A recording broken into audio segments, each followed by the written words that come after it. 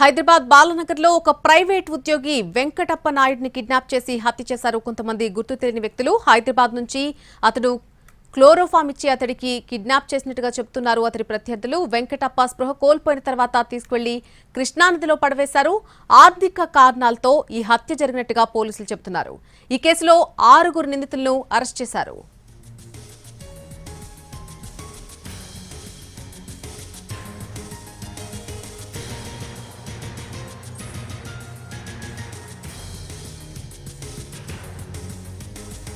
Hyderabad బాలనగర్లో private ఉద్యోగి వెంకటప్ప నాయుడిని kidnap చేసి హత్య చేశారు. హైదరాబాద్ నుంచి అతన్ని క్లోరోఫామ్ ఇచ్చి కిడ్నాప్ చేశారు ప్రత్యర్థులు. వెంకటప్ప స్పృహ కోల్పోయిన తర్వాత తీసుకువెళ్లి కృష్ణానదిలో పడవేశారు. ఆర్థిక కారణాలతోనే ఈ హత్య జరిగినట్టుగా పోలీసులు చెబుతున్నారు. ఈ కేసులో 6 నిందితులను ఇప్పటివరకు అరెస్ట్ చేశారు పోలీసులు.